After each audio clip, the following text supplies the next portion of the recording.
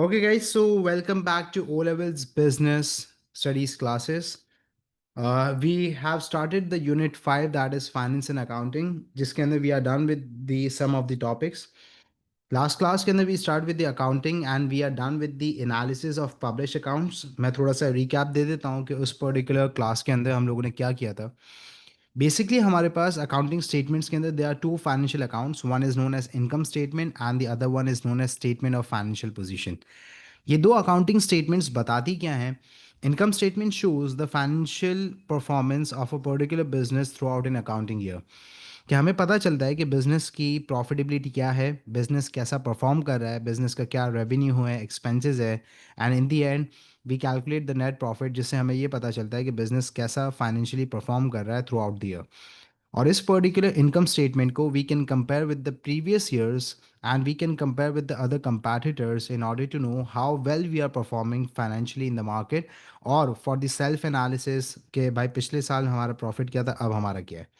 और जो second statement है हमारे पास, that is known as SOFP, statement of financial position, which shows the financial worth of the business over a period of time. कि business के पास कितने एसेट्स हैं, कितनी लाइबिलिटीज़ हैं, कितना अमाउंट ऑफ कैपिटल एम्प्लॉयड है, जिससे हमें ये पता चल जाता है कि बिजनेस की फाइनेंशियल वर्थ कितनी है, बिजनेस की फाइनेंशियल पोजीशन अब तक कितनी है. तो we are done with those two statements. अब उसी स्टेटमेंट्स के अंदर जो वैल्यूज़ हैं हमारे पास, उन्हीं को यूज़ करते हुए we are going to understand and we are going to follow a thing that is known as accounting ratios.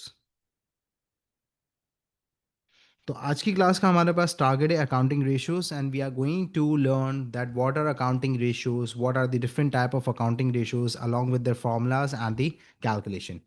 तो आज ज़रा स्टार्ट करते हैं. हमारे पास सबसे पहली चीज़ कि अकाउंटिंग रेशियोज, रेशियोज है क्या? What do you mean by the word ratio? अगर मैं रेशियो को कहता हूँ कि ratio is known as the comparison of two values और टू पर्टिकुलर थिंग्स. जैसे इन जनरली हम कहते हैं ना, क्लास के अंदर हमारे पास बॉयज़ एंड गर्ल्स का रेशियो, तो हमें क्या पता चलता है कि क्लास में कितने बॉयज़ हैं और कितने गर्ल्स हैं, तो रेशियो पता चल जाता है 2:1 है, 3:1 है. या what is the percentage of a particular, what is the percentage of the boys as compare to girls in a class. इसी तरीके से एक पर्टिकुलर कोई ड्रिंक है, तो उसके अंदर हम कैलकुलेट करते हैं या उसके अंदर हमें रेशो पता चलता है कि इसके अंदर इतना परसेंट वाटर है, इतना परसेंट केमिकल है, इतना परसेंट शुगर है. तो that is actually known as the ratio.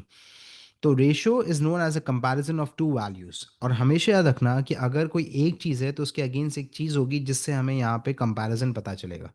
तो ratio is known as a comparison of two values.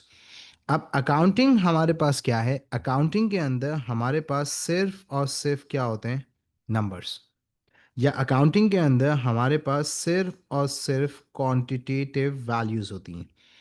कैसे? अब सुनिएगा ज़रा. देखो, अकाउंटिंग की सबसे बड़ी लिमिटेशन ही हमारे पास ये है. If you look at the accounts, तो आपको अकाउंट से बिजनेस की फाइनेंशियल परफॉर्मेंस पता चल जाती है कि बिजनेस का ये रेवेन्यू है, ये प्रॉफिट है. लेकिन आपको ये नहीं पता चलता कि बिजनेस कितना एथिकली है, कितना एथिकली ऑपरेट कर रहा है. बिजनेस कितना वैल्यूज़ को, सोशल फैक्टर्स को, इन्वायरमेंटल फैक्टर्स को कंसिडर कर रहा है. हमें ये तो नहीं पता चलता. हमें पता चलता है रेवेन्यू क्या है, हमें ये पता चलता है प्रॉफिटेबिलिटी क्या है, हमें ये पता चलती है कि बिजनेस के अंदर कितने नंबर अमाउंट के एसेट्स हैं, लाइबिलिटीज़ हैं. But we can not know and we can not get aware with the social performance या एथिकल बिहेवियर.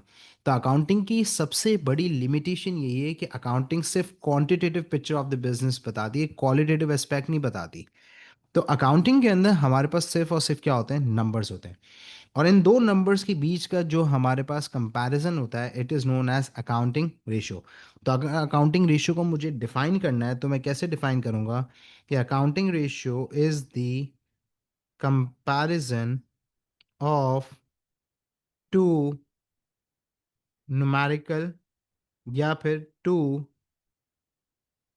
क्वांटिटेटिव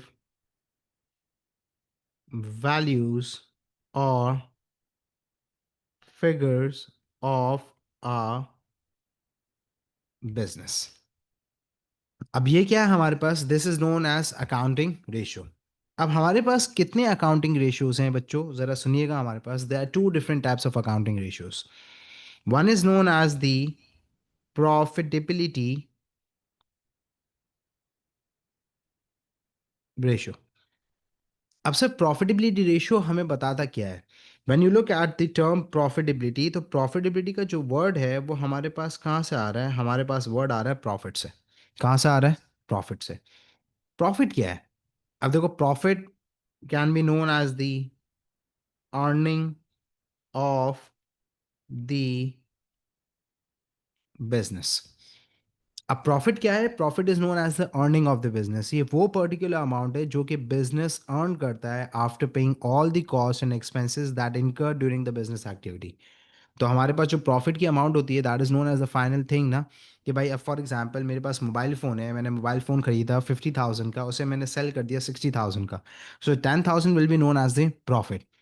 तो प्रॉफिटेबिलिटी रेशो, तो मतलब रेशो है तो कहीं ना कोई चीज़ तो कंपेयर हो रही होगी।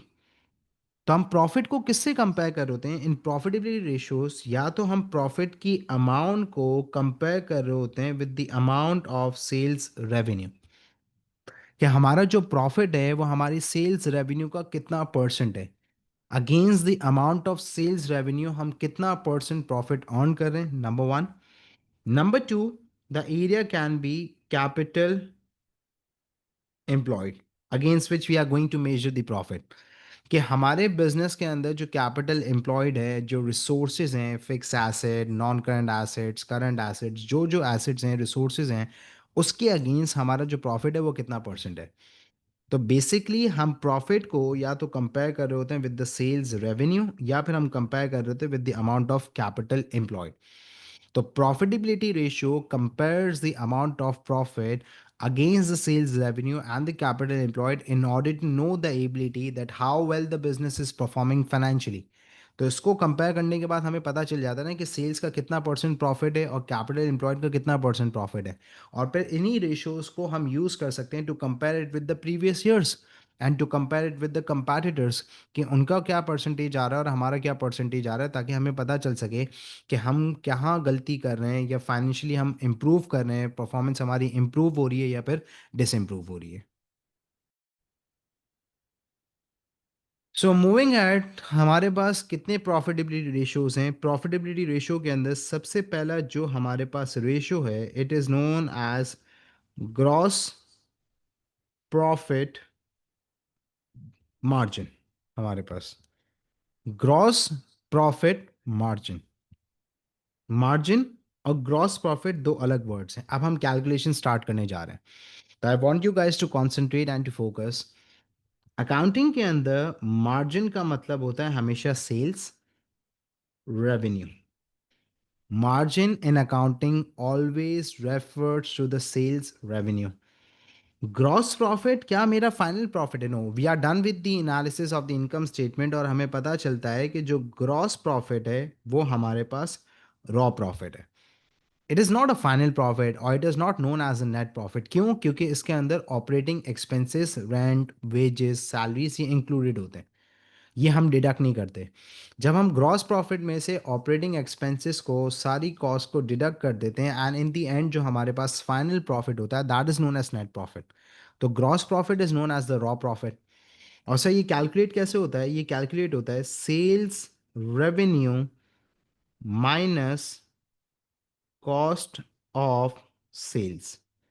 तो सर ये जो सेल्स रेवेन्यू है, ये कॉस्ट ऑफ सेल्स है, क्या ये हमें गिवन होगी? यस। अगर नहीं भी गिवन हो तो आपके पास इनकम स्टेटमेंट वहाँ पे कोई ना कोई data extracted tabular information given होगी, जिसके थ्रू आप ये कैलकुलेट कर सकते हैं। लेकिन कैलकुलेट कब कर सकेंगे? जब आपको पता हो कि ग्रॉस प्रॉफिट कैलकुलेट करने का फॉर्मूला है कि सेल्स रेवेन्यू में से आप कॉस्ट ऑफ सेल्स लेस करेंगे तो आपके पास ग्रॉस प्रॉफिट आएगा। तो आपके पास इंफॉर्मेशन हो, लेकिन if you don't know the formula and if you don't know how to calculate it, तो यू कैन नॉट कैलकुलेट। तो यू नीड टू अंडरस्टैंड कि इनकम स्टेटमेंट के अंदर आपके पास डाटा होता है, सेल्स रेवेन्यू में से आप जब कॉस्ट ऑफ सेल्स लेस करते हैं तो अब जो आपके पास अमाउंट आती है, that is known as gross profit. और मार्जिन का मतलब क्या होता है? हमारे पास सेल्स।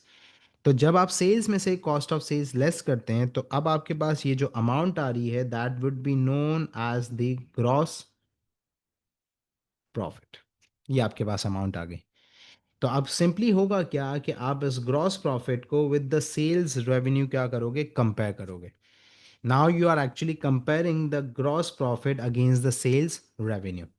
तो सर जीपी मार्जिन का फॉर्मूला क्या है? ग्रॉस प्रॉफिट मार्जिन का फॉर्मूला है आपके पास gross profit upon sales revenue multiply by 100, the answer would be in percentage.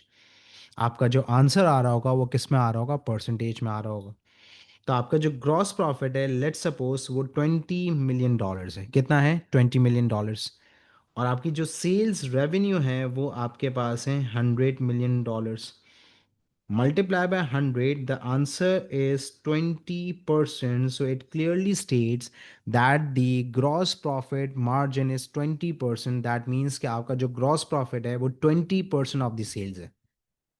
तो जो आपका रॉ प्रॉफिट है जिसमें ऑपरेटिंग एक्सपेंसेस इंक्लूडेड है, it's not a final profit. तो जो ग्रॉस प्रॉफिट है that is the 20% of the sales revenue that you are making. So this is known as one of the profitability ratio. Now we are heading towards the second ratio, which is known as net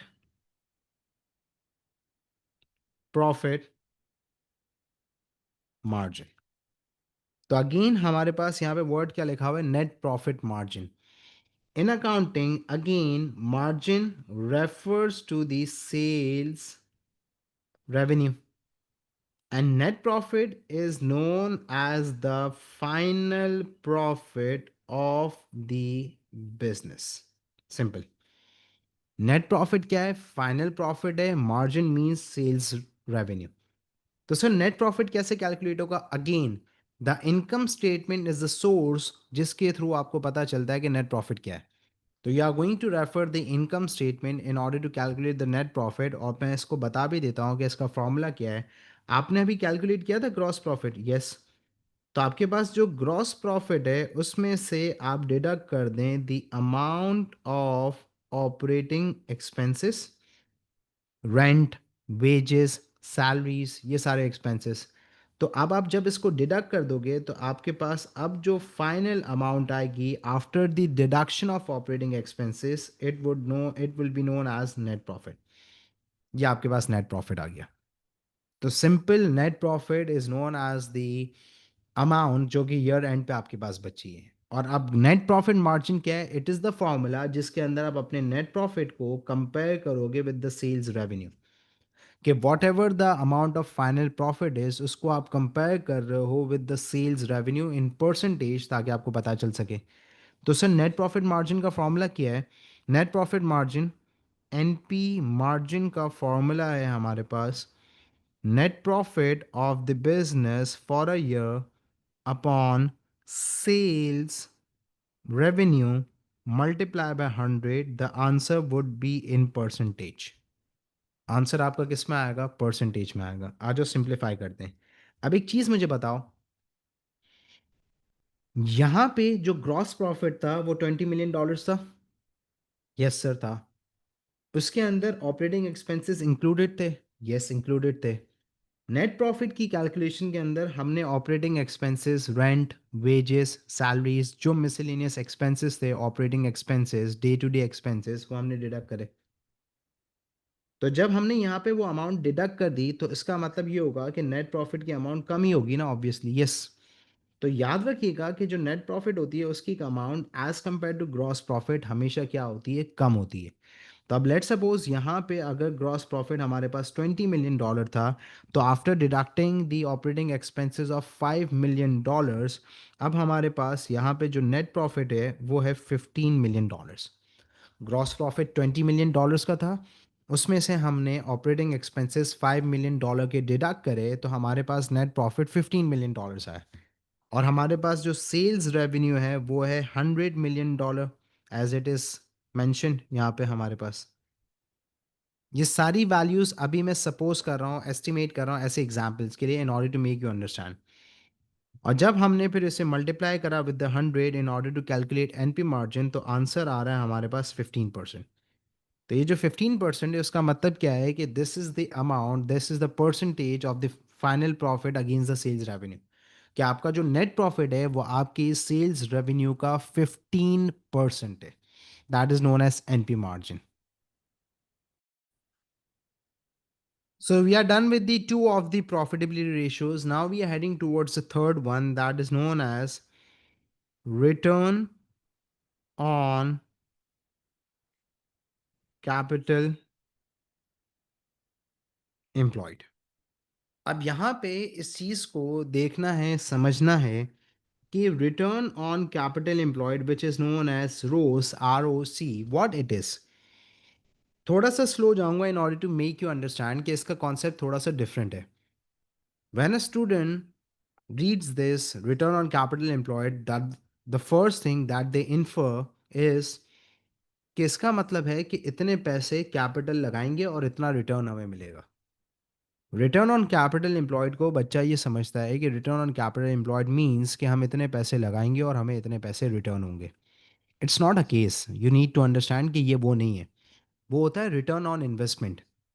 वो different ratio है, वो एक बिल्कुल investor ratio है, इन्वेस्टमेंटल ratio के अंदर वो आता है। हमारे पास ओ लेवल्स के सिलेबस के अंदर है भी नहीं। अब ROI, रिटर्न ऑन इन्वेस्टमेंट, का मतलब है कि वो एक इन्वेस्टर्स के पॉइंट ऑफ व्यू से कैलकुलेशन करता है कि इतने पैसे लगाने पे इतना परसेंट मिल रहा है, इस पर्टिकुलर इन्वेस्टमेंट में इतना परसेंट मिल रहा है, इस पर्टिकुलर इन्वेस्टमेंट में इतना परसेंट मिल रहा है। तो जब इन्वेस्टर के पास पैसे होते हैं and they want to invest into the different options, तो दे कंपेयर कि किस ऑप्शन के अंदर ज़्यादा रिटर्न मिल रहा है, कितना परसेंटेज, कौन सा प्रॉफिट ज़्यादा ऑप्शन हमें रिटर्न पर in terms of percentage provide कर रहा है। अब ऑप्शन ए हमें 10% रिटर्न प्रोवाइड कर रहा है, ऑप्शन बी 12% रिटर्न प्रोवाइड कर रहा है, तो option B is more suitable, more profitable as compare to option A. तो ये एक इन्वेस्टर रेशियो है। अभी हम जो पढ़ रहे हैं वो कौन से रेशियोज हैं? Profitability ratios. तो लेट्स ब्रेक इट डाउन कि sir ROCE, return on capital employed, का मतलब क्या है? रिटर्न बिजनेस को मिलता है थ्रू प्रॉफिट, तो रिटर्न का तो मतलब हो गया net profit. Now what is capital employed? Capital employed are known as the resources that are employed in the business, जो कि बिजनेस के अंदर अवेलेबल है। तो सर कैपिटल एम्प्लॉयड कैसे कैलकुलेट होगा? आप जब देखेंगे अपनी balance sheet, SOFP, statement of financial position को, तो जब आप स्टेटमेंट ऑफ फाइनेंशियल पोजीशन को देखेंगे तो वहाँ पे आपको कैपिटल नज़र आएगा, रिसोर्सेज। क्या क्या चीज़ें? सबसे पहले आप ऐड कर दें आपके बिजनेस के अंदर जितने भी अमाउंट के नॉन करंट एसेट्स हैं, नंबर वन। फिर आप बिजनेस के अंदर ऐड कर दें the amount of current assets, कि जो भी करंट एसेट्स हैं आपके पास, trade receivables, inventory, cash at bank in hand, वो ऐड कर दें। नॉन करंट एसेट्स के अंदर आपके पास जो भी machinery, fixture and fittings, building, factory, जो भी है वो ऐड कर दें। फिर आपके बिजनेस के अंदर जितनी भी लॉन्ग टर्म लाइबिलिटीज़ हैं वो आप ऐड कर दें। अब बच्चे यहाँ पे कंफ्यूज होता है कि सर लॉन्ग टर्म लाइबिलिटीज़, तो लाइबिलिटी का तो मतलब होता है बैंक से हमने लोन लिया हुआ है, हमें रीपे करना है। बैंक से लोन लॉन्ग टर्म पे लिया हुआ है फॉर 10 years, तो आप 10 साल के लिए वो पैसे आपके बिजनेस के अंदर इन्वेस्ट हो गए। उससे आपने मशीनरी खरीद ली है, उससे आपने पर्टिकुलर कुछ इन्वेस्टमेंट कर ली है जिससे आप रेवेन्यू और प्रॉफिट अर्न कर रहे हैं। नेचर ये है कि liability need to be repaid after the agree time period, लेकिन for this particular time period it will be treated as an investment. इन 10 सालों के लिए तो बिजनेस के अंदर वो अमाउंट इन्वेस्ट हो गई है। तो that's why you are going to add the long term liability in the capital employed, because of the long term, because of the time period. और इसके बाद अगर पब्लिक लिमिटेड कंपनी है, तो पब्लिक लिमिटेड कंपनी के अंदर जो आपने शेयर होल्डर से फाइनेंस रेज किया हुआ है बाय इशूइंग द शेयर्स, वो भी कैपिटल का पार्ट है, क्योंकि उन्होंने इन्वेस्ट किया है by buying the shares, so that amount will be treated as a capital in the business. इन चारों चीज़ों को जब आप ऐड करोगे तो आपके पास आ जाएगी कैपिटल एम्प्लॉयड। क्या आ जाएगा आपके पास? Capital employed. और इसके अंदर आप यहाँ पे डिडक्ट कर दोगे अगर करंट लाइबिलिटीज होंगी तो। अब सर करंट लाइबिलिटीज़ को आप डिडक्ट क्यों कर रहे हैं? करंट लाइबिलिटीज़ को इसकी वजह से डिडक्ट कर रहे हैं क्योंकि ये वो अमाउंट है जो कि बिजनेस को पे ऑफ करनी है विद इन अ ईयर। तो ये बिजनेस में इन्वेस्ट नहीं हो सकती। हमें अपने ट्रेड पेबल्स को पे ऑफ करना है, बैंक से शॉर्ट टर्म बैंक ओवरड्राफ्ट लिया हुआ है तो उसको पे ऑफ करना है, तो उसको हम ऐड नहीं कर सकते, ये हमारे कैपिटल का पार्ट नहीं, क्योंकि हमें with in a year pay of करनी है। तो इसकी वजह से ये हमारे पास अमाउंट क्या हो जाएगी? माइनस।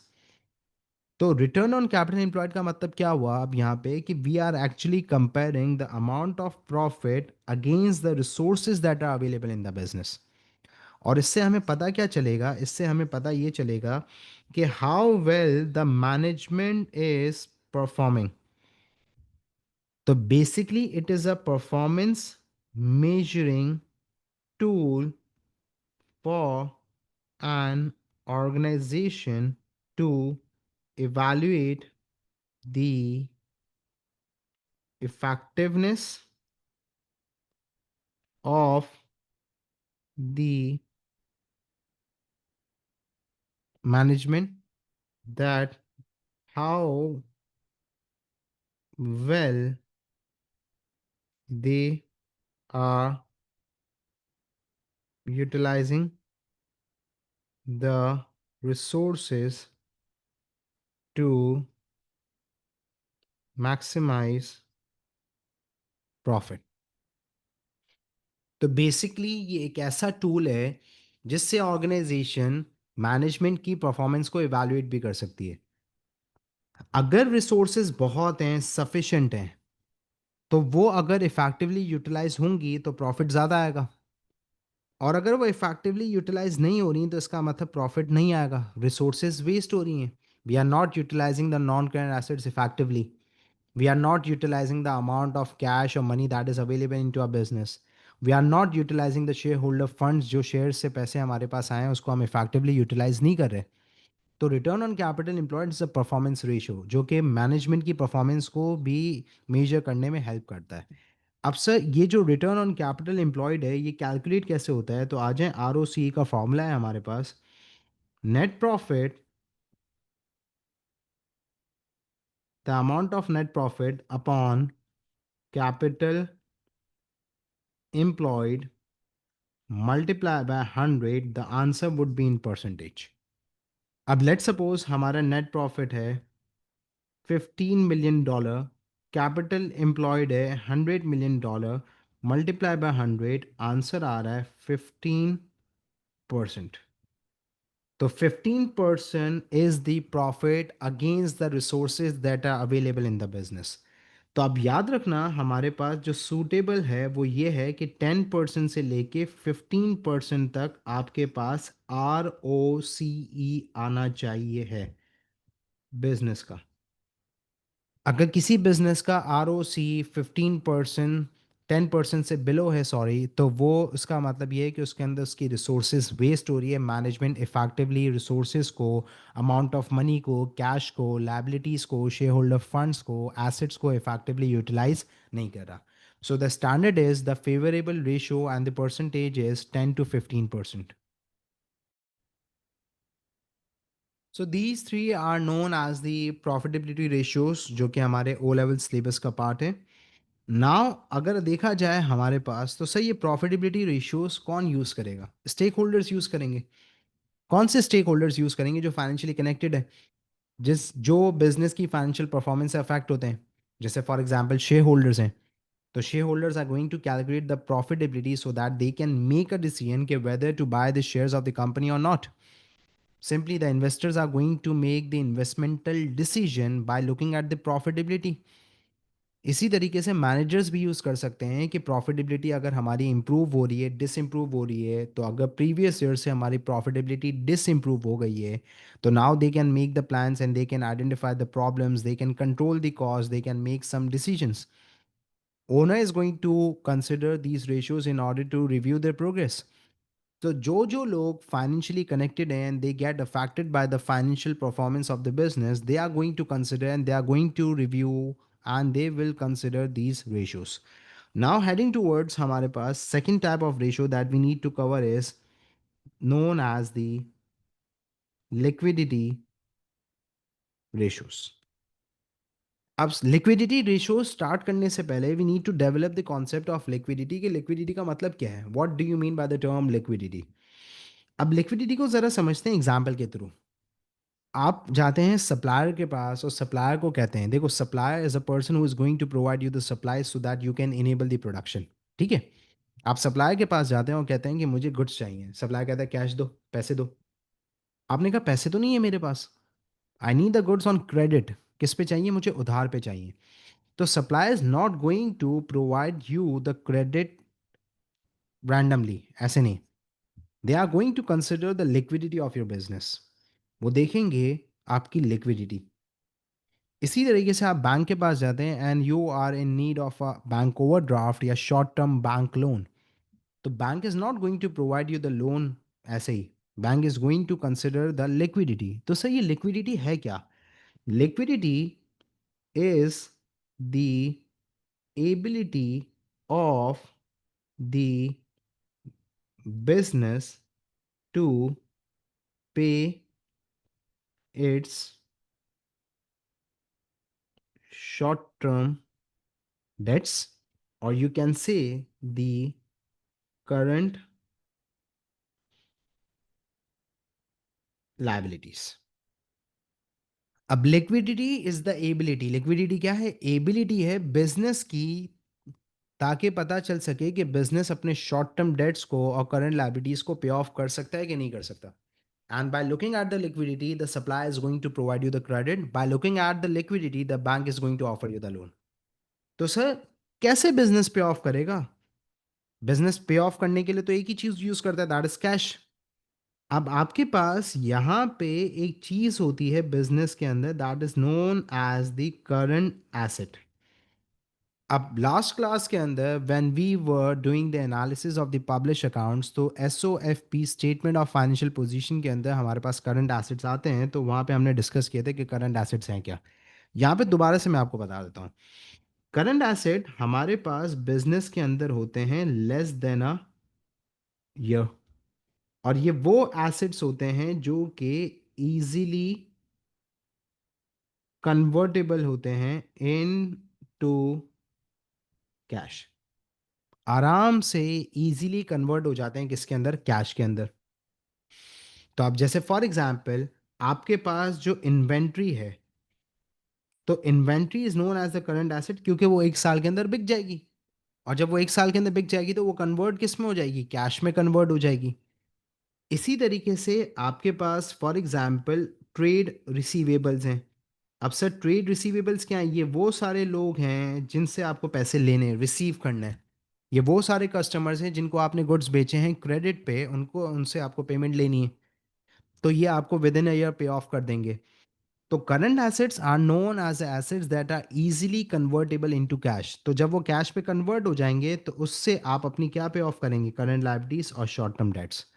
तो simply liquidity is known as the comparison between the current assets and current liabilities of the business। Simple। क्या आपके जो करंट एसेट्स हैं वो आपकी करंट लाइबिलिटीज के कितने टाइम्स हैं कि आप अपने यहाँ पे करंट लाइबिलिटीज को सेटल कर सको, पे ऑफ कर सको। It is known as the liquidity. सो आ जाए हमारे पास। अब there are two different ratios that are available to calculate the liquidity of the business. One is known as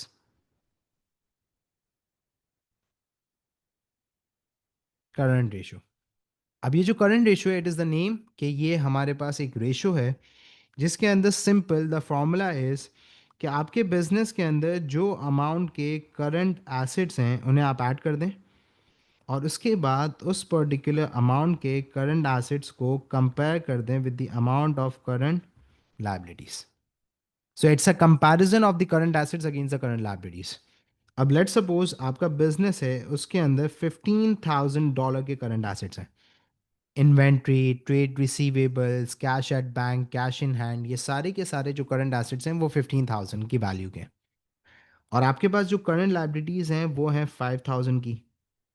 तो अगर आप इसे सिंप्लीफाई करते हैं, 5 1 ज़ा 5, 5 3 ज़ा 15, तो आपके पास आंसर आ रहा है रेशियो में 3:1। अब इसका मतलब क्या हुआ? इसका मतलब ये है कि आपके पास जो करंट एसेट्स हैं 15,000 के, वो 3 टाइम्स हैं against the 1 time of current liability. आपके पास जो करंट एसेट्स हैं वो आपके पास 3 टाइम्स हैं as compare to the 1 time of current liability. मतलब आप यहाँ पे अपनी करंट लाइबिलिटीज को with the available amount of current assets 3 times settle कर सकते हो, पे ऑफ कर सकते हो। This is the ability of the business. This is the case. Second आपके पास है that is known as acid test ratio, या पे इसका दूसरा नाम है हमारे पास quick ratio. Acid test ratio or the quick ratio is the second method to measure the liquidity. अब इसका फॉर्मूला क्या है हमारे पास? इसका फॉर्मूला है कि आपके पास जो बिजनेस के अंदर available amount of current assets हैं, उसमें से आप डिडक्ट कर दें the amount of closing inventory. जो आपकी अनसोल्ड इन्वेंट्री है या ईयर एंड पे आपका जो स्टॉक है जो नहीं बिका, एंड में closing inventory of the year है, क्लोजिंग स्टॉक है, शूज़ हैं, कपड़े, जो भी आपका बिजनेस है उसके हिसाब से जो इन्वेंट्री है उसे डिडक्ट कर दें. और उसके बाद आप कंपेयर करें with the amount of current liabilities. तो सर फॉर्मूला तो समझ में आता है, but we need to know the reason कि सर ये जो क्लोजिंग इन्वेंट्री है उसको यहाँ पे डिडक्ट क्यों कर रहे हैं. Why we are deducting the amount of closing inventory? Number one, सबसे basic reason is कि जो closing inventory है, inventory is known as the least liquid current asset. Inventory is known as the least liquid current asset. Why it is known as the least liquid? Because it takes time to convert into cash. फौरन से तो नहीं बिकते. जैसे for example आपने अपने customers को goods बेचे हैं ऑन क्रेडिट, तो बिक तो गए, लेकिन आपको जो पेमेंट होगी वो 30-40 डेज के बाद होगी, तो वो कन्वर्ट कैश में फॉरन से तो नहीं हुए. 30-40 डेज के बाद when you are going to receive the payment from the customer, at that point वो कन्वर्ट हुए कैश में. इसी तरीके से ऑफ सीजन डिमांड है. जैसे फॉर एग्जांपल अभी हमारे पास टी शर्ट्स वगैरह की डिमांड कम हो जाएगी बिकॉज ऑफ द विंटर्स, तो अब वो फॉरन से सीजनल इन्फ्लुएंस की वजह से फॉरन से कैश में कन्वर्ट नहीं होंगे. टेक्नोलॉजिकल प्रोडक्ट है, अभी कोई आके बोले कि मेरे पास iPhone 3G, iPhone 4, iPhone 5 है, तो उसकी कोई डिमांड ही नहीं है क्योंकि आउटडेट हो चुकी है टेक्नोलॉजी. इसी तरीके से एडिबल पेरिशेबल आइटम्स होते हैं, फूड आइटम्स होते हैं, तो आफ्टर एक्सपायरी उनकी कोई लाइफ या उनकी कोई वैल्यू नहीं होती. तो inventory is known as the least liquid current asset, and when the business wants to calculate the accurate liquidity of the business, so they use this formula of the liquidity, that is known as quick ratio, acid test ratio, but because it gives the accurate results of the liquidity, because it deducts the amount of the closing inventory which is known as the least liquid current asset. अब let suppose आपके पास जो current assets थे उसकी जो value थी वो थी 15,000, और आपके पास जो क्लोजिंग इन्वेंट्री थी उसकी वैल्यू थी 4,000 इन द करंट एसेट्स. उसको आपने इसमें से क्या कर दिया, डिडक्ट कर दिया. अब आप कंपेयर कर रहे हैं with the amount of current liabilities और वो है 5,000. तो अगर मैं इसे सिंप्लीफाई करता हूँ तो आंसर आ रहा है 11,000 डिवाइडेड बाय 5,000, तो आंसर आ रहा है 2.2:1. अब ये जो 2.2:1 है, इसका मतलब ये है कि आपकी जो क्विक रेशो है वो 2.2 टाइम्स है against the one time of current liability. कि even after deducting the closing inventory, the business has the ability to settle its short-term debts 2.2 times. That is the case of the quick ratio. अब यहाँ पे मैं आपके साथ जो चीज़ discuss करने जा रहा हूँ, it's very important for you to understand कि हमें पता कैसे चलेगा कि बिजनेस की लिक्विडिटी क्या होनी चाहिए. अब एक चीज़ याद रखना, आपके पास एक वर्ड है लिक्विड, जिसका मतलब ये है कि बिजनेस इज एबल, बिजनेस के पास sufficient amount of current assets हैं जिससे वो अपनी करंट लायबिलिटीज को पे ऑफ कर सकता है. और दूसरा आपके पास वर्ड है that is known as illiquid. इसका मतलब ये है कि business is unable, business does not have the sufficient amount of current assets to settle its debts. उसके पास इतने वैल्यू के करंट एसेट्स नहीं है, मतलब 15,000 की जगह यहाँ पे 5,000. अगर वो लाइबिलिटीज को पे ऑफ कर देगा तो उसके बाद फिर उसके पास कुछ भी कैश या अवेलेबल नहीं है. नॉट लिक्विड, अनलिक्विड, इस टाइप की कोई वर्ड नहीं है. या तो बिजनेस लिक्विड होता है, एबल होता है, या तो बिजनेस इलिक्विड होता है, अनएबल होता है. सिंपल. नॉट लिक्विड, अनलिक्विड, इस टाइप के कोई वर्ड हमारे पास नहीं. हाँ, but you can use liquidity crisis while writing in answer कि business is facing the liquidity issues, liquidity crisis. लेकिन अगर business is unable, तो now you are going to state that the business is illiquid, and if a business is able, the business has a sufficient amount of current assets, तो you are going to state that the business is liquid. अब यहाँ पे आपके पास एक चीज़ है जो समझाने की है, वो है स्टैंडर्ड। अब से स्टैंडर्ड का मतलब क्या है? हमें कैसे पता चलेगा कि ये सूटेबल है या नहीं है? ये जो आंसर आ रहा है ये फ़ेवरेबल है कि नहीं है? तो मैं आपको यहाँ पे रेंज बता देता हूँ, कि अगर ये आंसर आता है लिक्विडिटी का, तो इसका मतलब ये है कि बिज़नेस लिक्विड है, एबल है। और अगर ये आंसर नहीं आ रहा, तो इसका मतलब सिचुएशन वर्स हो रही है, business is becoming illiquid slowly and gradually. तो आज करंट रेशियो को ज़रा समझते हैं, कि जब आप करंट रेशियो को कैलकुलेट कर रहे हो, किसको कैलकुलेट कर रहे हो? Current ratio. तो यहाँ पे आपके पास एक चीज़ है that is known as favourable. इसका मतलब ये है कि ये होना चाहिए, डिज़ायरेबल। और ये आपके पास है एडवर्स। अब फेवरेबल है आपके पास करंट रेशियो 2.5:1, कि बिजनेस के पास 2.5 टाइम्स के करंट एसेट होने चाहिए। अब चाहे वो कोई भी बिजनेस हो, जैसा भी बिजनेस हो, करंट रेशियो के अंदर 2.5 टाइम्स के करंट एसेट्स होने चाहिए against the one time of current liability. और एडवर्स है हमारे पास 2:1। मतलब it's not suitable, it's not favourable, business आहिस्ता आहिस्ता इलिक्विड होता जा रहा है, business needs to invest in the current asset to become favourable. तो 2.5 time is to 1 is favourable in current ratio, and 2:1 is adverse. अब 2.5 से लेके 2 तक की जो रेंज है, 2.4, 2.3, 2.2, 2.1, ये सब फेवरेबल है। जैसे ही 2 को हिट करेगा, it is going to become adverse, और उससे बिलो फिर एडवर्स होता जाएगा। And the other case is with the quick ratio, कि हमारे पास जो सेकंड रेशियो था, हमारे पास क्विक रेशियो, उसके अकॉर्डिंग हमारे पास फेवरेबल क्या है? उसके अकॉर्डिंग फेवरेबल है 2:1, एंड द एडवर्स इज 1.5। तो सर 0.5 क्यों कम हो गया? क्योंकि करंट रेशियो के अंदर इन्वेंट्री इंक्लूडेड होती है ना करंट एसेट में। क्विक रेशियो में तो हम डिडक्ट कर देते हैं, तो इसकी वजह से उसकी वैल्यू कम हो जाती है ना। क्योंकि करंट एसेट्स में करंट रेशियो के अंदर इन्वेंट्री इंक्लूडेड होती है।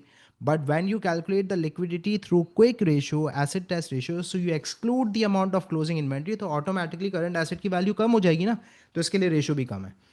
तो फेवरेबल क्या है कि when you are calculating the liquidity through quick ratio, तो एटलीस्ट 2:1 होनी चाहिए। और एडवर्स 1.5 है, मतलब बिजनेस की situation in terms of liquidity खराब हो रही है।